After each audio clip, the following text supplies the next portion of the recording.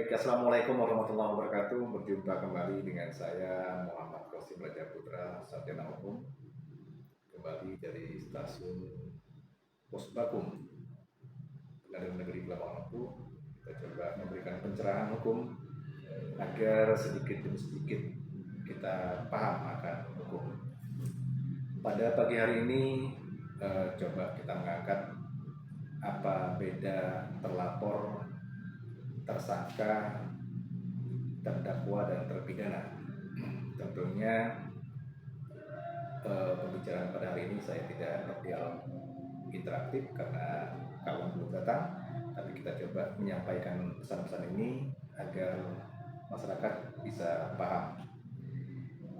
Pertama, terlapor berdasarkan pasal 1 butir 24 Undang-Undang nomor 8 tahun 1981 tentang Kitab Undang-Undang Hukum Acara Pidana.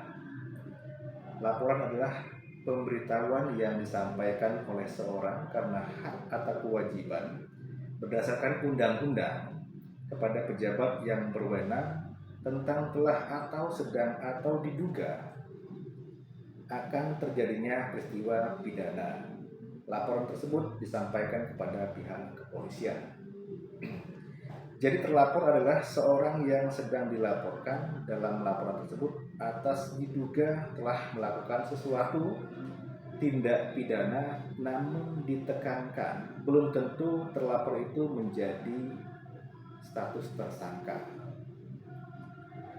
Namun harus diperhatikan dan juga dipahami jika sebuah laporan tidak terbukti, maka terlapor bisa saja melakukan laporan balik dengan tuduhan palsu atau fitnah. Hal itu dapat memberikan dampak ancaman balik bagi para pelapor dengan pidana 4 tahun bila itu fitnah. Baik, yang kedua adalah tersangka. Setelah seorang menjadi terlapor, statusnya bisa naik dan ditetapkan menjadi seorang tersangka. Setelah melalui tahap penyelidikan, lalu ditemukan bukti yang mengarah atau mengindikasikan satu tindak pidana telah terjadi. Berdasarkan pasal 1 butir 14 KUHP, tersangka adalah seorang yang karena perbuatannya atau keadaannya berdasarkan bukti permulaan patut diduga sebagai pelaku tindak pidana. Untuk mendapatkan seorang menjadi tersangka, setidaknya harus memenuhi minimal 2 alat bukti, ataupun alat bukti tersebut diatur di dalam pasal 184 KUHP berupa keterangan saksi, keterangan ahli, surat petunjuk, dan keterangan terdakwa. Tersangka berhak perkaranya segera diajukan ke pengadilan oleh penuntut umum atau JPU sesuai dengan pasal 50 ayat 2 KUHP. Cukup jelas tentang tersangka.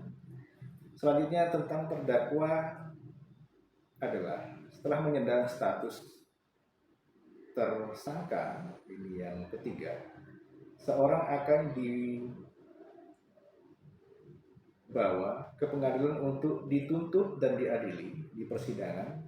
Namun proses itu akan memakan waktu karena ada tahapan pengumpulan seluruh berkas yang akan dibawa ke persidangan. Dikutip dalam pasal 1 butir 15 KUHP, terdakwa adalah seorang tersangka yang dituntut, diperiksa, dan diadili di sidang pengadilan. Seorang tersangka akan ditetapkan menjadi seorang terdakwa berdasarkan bukti yang cukup. Seorang tersangka yang sedang menjalani proses persidangan di pengadilan disebutnya sebagai terdakwa. Jadi terdakwa itu adalah orang tersangka yang dituntut di pengadilan itu terdakwa. Selanjutnya yang keempat adalah terpidana. Terpidana setelah melalui beberapa proses dan mendapatkan putusan pengadilan, seorang akan berubah statusnya menjadi terpidana. merujuk berdasarkan pasal 1 butir 32 KUHP mengenai terpidana diartikan sebagai seorang yang dipidana berdasarkan putusan pengadilan yang telah memperoleh kekuatan hukum tetap. Putusan yang telah memperoleh kekuatan hukum tetap tersebut merupakan putusan pengadilan yang memutus perkara pidana pada tingkat pertama yang tidak diajukan banding atau kasasi. Demikianlah tadi masalah perbedaan antara terlapor, tersangka, terdakwa, dan terpidana. Mudah-mudahan hal yang sederhana dan sedikit ini menjadikan pencerahan bagi kita semua. Selamat pagi, di hari Jumat ini tetap semangat.